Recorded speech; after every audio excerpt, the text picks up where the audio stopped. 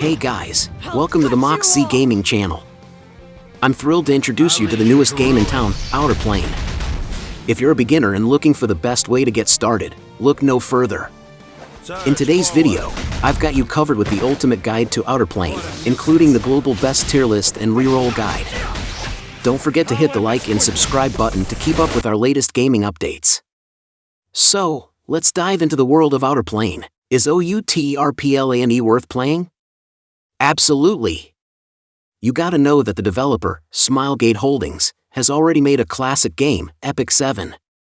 Epic 7's revenue ranking is consistently between the top 11 and top 20, which means Smilegate Holdings has a ton of experience in strategy-based RPG gameplay. For Pro, firstly, the 3D graphics are amazing and super colorful. The combination of character skills for chain attacks is a very clever game design in this game. Don't underestimate the 1 and 2 star characters because they're just as good as the 3-star ones. Plus, you get to recruit for free every day. The customizable auto battle skills are a game changer too, and to top it all off, all the characters are fully voiced. For cons, to awaken your characters, you'll need to get dupe shards, which can be a bit of a pain. Auto battle is free to use, but if you want to sweep through stages, you'll need some tickets. Unfortunately, the daily missions don't give you a lot of currency, so you'll have to grind a bit to get what you need. And finally, the pity system is set at 200 and doesn't carry over between banners. So it's definitely worth checking out. So, without further ado, let's get started with the best tier list. So in particular, the tier list doesn't include all the characters.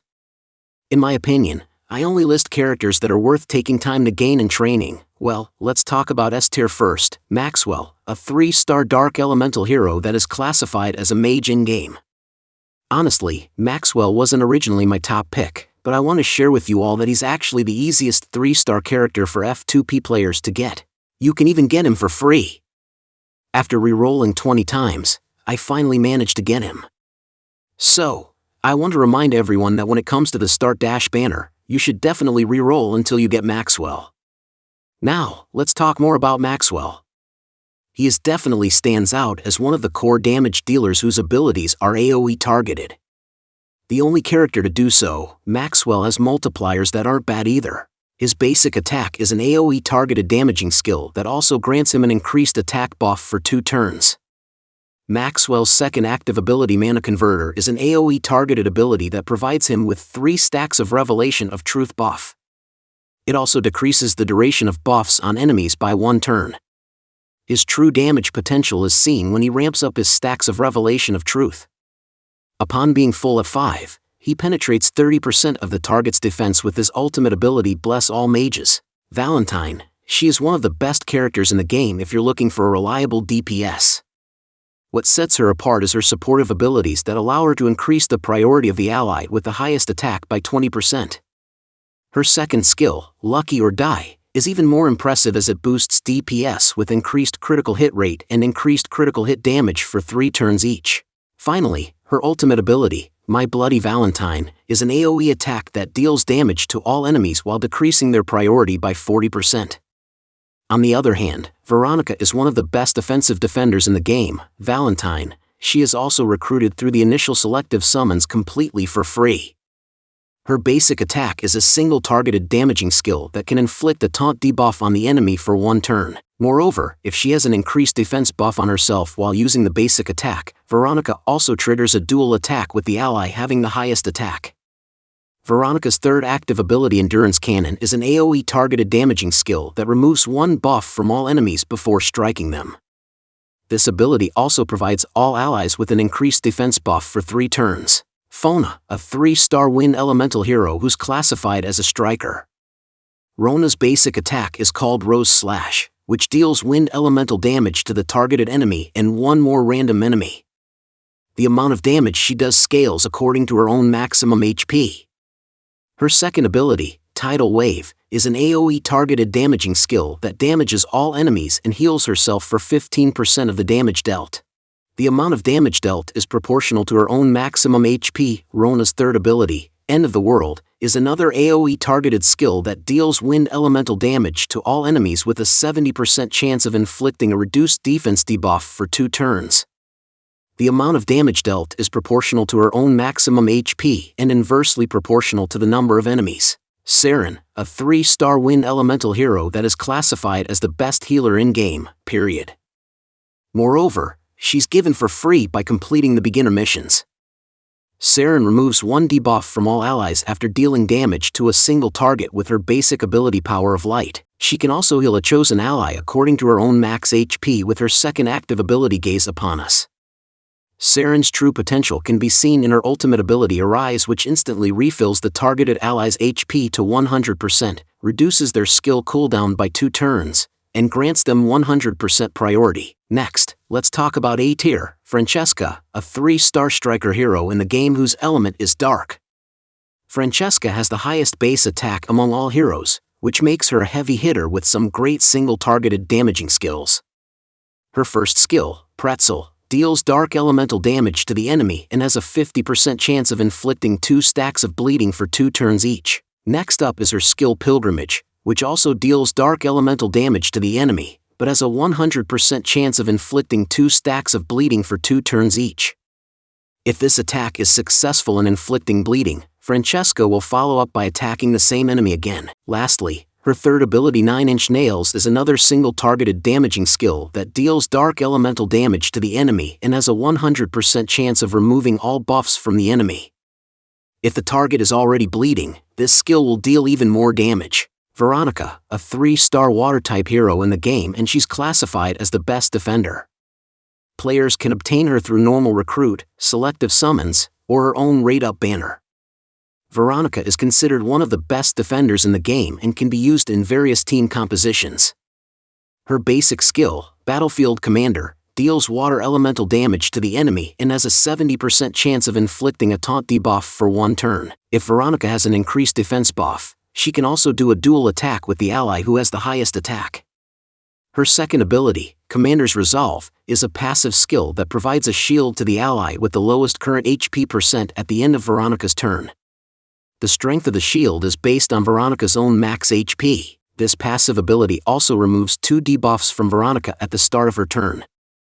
Veronica's third ability, Endurance Cannon, deals water elemental damage to all enemies and grants an increased defense buff for 3 turns to all allies. It also removes 1 buff from the enemy hit. Eliza, a 3-star Dark Ranger in the game. You can get her through normal recruit or her own raid-up banner. Eliza's first ability is Heartseeker, which deals dark damage to a single enemy and has an 80% chance of inflicting bleeding for 2 turns.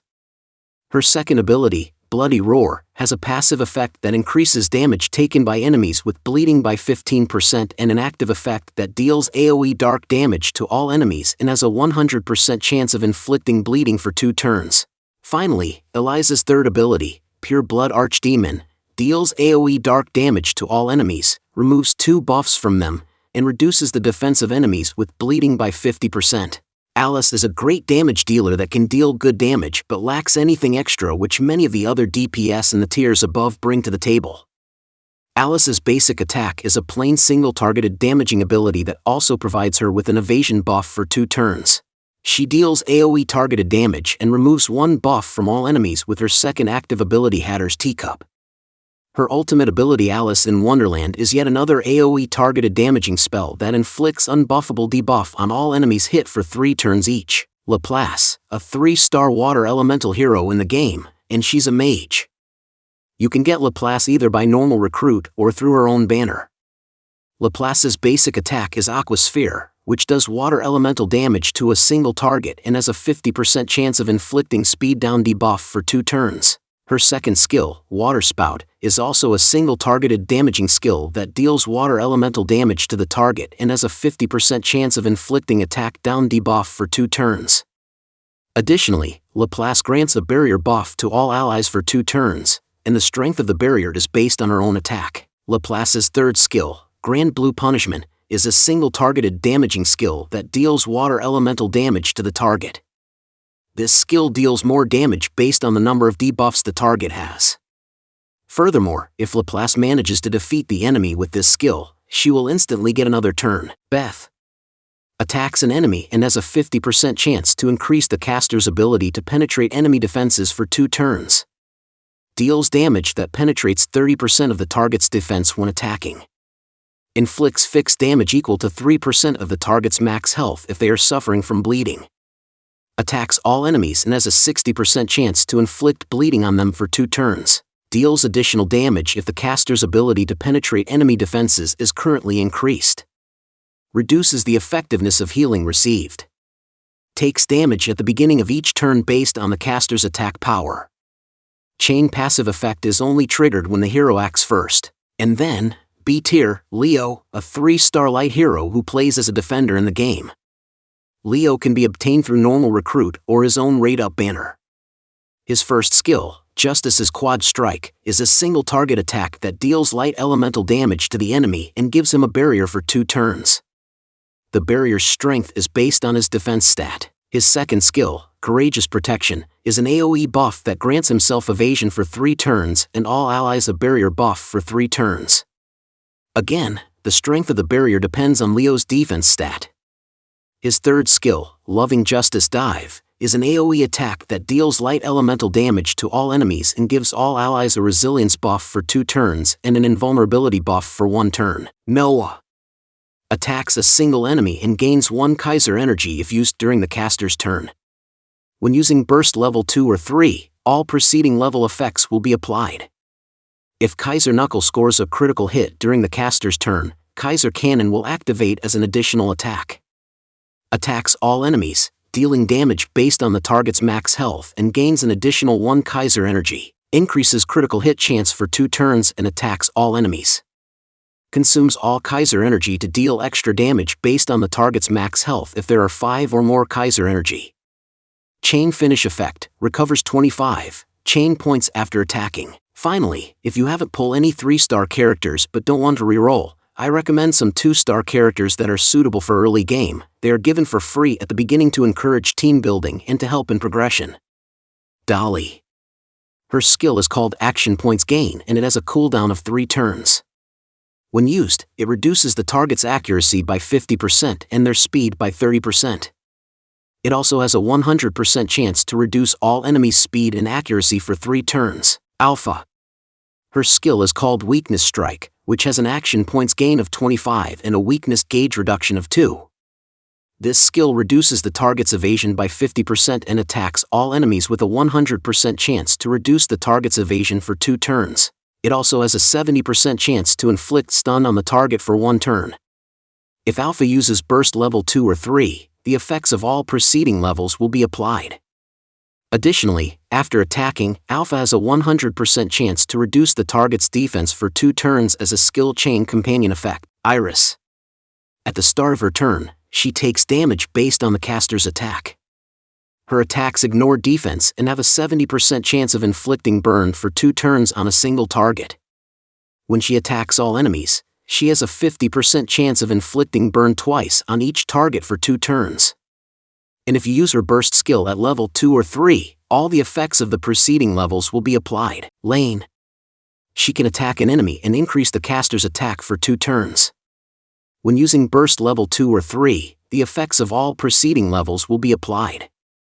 She can also increase the target's attack by 30%. Her skill chain companion effect is that after attacking, she has a 100% chance to inflict poison on all enemies for 2 turns. In addition, she can reduce all priority increases by 20%. However, she will take damage proportional to the caster's attack at the start of a turn. Snow. Attacks a single enemy with damage based on the caster's speed stat. Using burst level 2 or 3 will apply the effects of all preceding levels. Attacks an enemy and has a 60% chance to inflict the frozen status for 1 turn. The damage dealt increases based on the caster's speed. Additionally, attacks all enemies and reduces their priority by 25%. The damage dealt also increases based on the caster's speed. After the chain attack, recovers 25 chain points. K, the main protagonist of Outerplane, can be seen in this tier. His usability as a defender still persists, especially for players who did not choose Veronica in the selective summons or acquired her from any other means. K's basic attack Shield Rush is a single targeted damaging ability that can decrease defense for 2 turns. His ultimate ability, Raging Storm, is an AoE targeted damaging skill. And then, let's talk about Reroll Guide. You could reroll again if you have get the character you wanna. Follow my perform, launch Outerplane on your device and log in as guest. After that, complete the tutorial part. Then if you can explore this game yourself without a guide, you need to go to the mail first, which is on the top right. And you will be given the option to do gacha, where you can claim all the rewards given, such as 3,850 ether. And pull 25 times. After that, in this summon, there are 3 banners available and you can choose which banner you want yourself. As mentioned above, use the currency to get at least 1 3-star character. And in Outerplane, you can accumulate 200 mileage to spend on the Mileage Recruit pop-up screen for a 100% guaranteed chance of recruiting a 3-star character.